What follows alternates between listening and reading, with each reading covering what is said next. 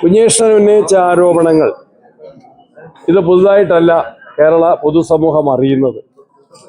നേരത്തെയും ഈ വിഷയം CPM-ൽ പുകഞ്ഞുകൊണ്ടിരിക്കുകയായിരുന്നു. പാർട്ടി നേതൃത്വം തന്നെ പറയുന്നു അന്വേഷണ കമ്മീഷനെ നിയോഗിച്ചിരുന്നുവെന്ന്. അന്വേഷണ കമ്മീഷനെ നിയോഗിക്കണമെങ്കിൽ തന്നെ ഒരാരോപണം ഉയരണമല്ലോ. അപ്പൊ രക്തസാക്ഷി ഫണ്ട് തിരിമറി സംബന്ധിച്ച് ഗൗരവമേറിയ ഒരാക്ഷേപം CPM-ന്റെ നേതൃത്വത്തിന്റെ ശ്രദ്ധയിലുണ്ടായിരുന്നു.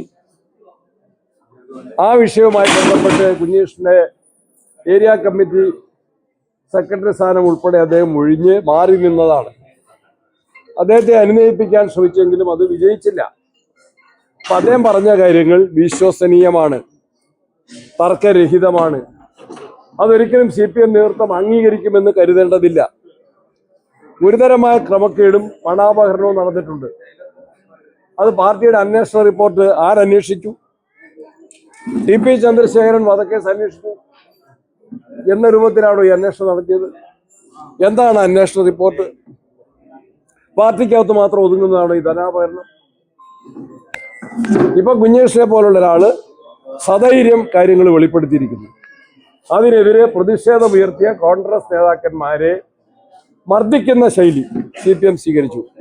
അപ്പൊ എന്താണ് അവർ ഭയപ്പെടുന്നത്?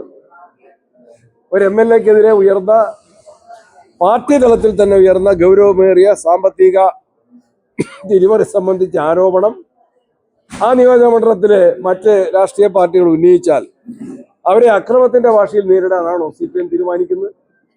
എന്താണ് അവർ ഭയപ്പെടുന്നത്? മടിയിൽ കനമുള്ളത് കൊണ്ടാണ് അവർ ഭയപ്പെടുന്നത്. അഴിമതി കോടിക്കണക്കിന് രൂപയുടെ ധനാപഹരണം നടന്നിട്ടുണ്ട്. അത് CPM മാത്രം ഒതുക്കി തീർക്കേണ്ട വിഷയമല്ല. അത് കേരളത്തിലെ ജനങ്ങൾ, അവിടെ പൈസ കൊടുത്ത ആളുകൾ ഉൾപ്പെടെയുണ്ട്. പൗരാവലിക്ക് അതറിയാനുള്ള അവകാശമുണ്ട്. ഒരു ജനപ്രതിനിധിക്ക് നേരെ പാർട്ടിയിൽ സഹപ്രവർത്തകൻ തന്നെ ഉയർത്തുന്ന ആക്ഷേപങ്ങൾ വിശ്വസനീയമാണ്. അതിനെ ഭീഷണി കൊണ്ട് മറികടക്കാമെന്ന് CPM നേതൃത്വം കരുതുന്നുവെങ്കിൽ അവർക്ക് തെറ്റുപറ്റി. കള്ളപ്രചരണങ്ങൾ ജനങ്ങൾ വിശ്വസിക്കുന്നില്ല. കുഞ്ഞേഷ്ണൻ പറഞ്ഞത് സത്യസന്ധമായ കാര്യങ്ങളാണ് എന്ന് പ്രകടമായ കാര്യം തന്നെയാണ്.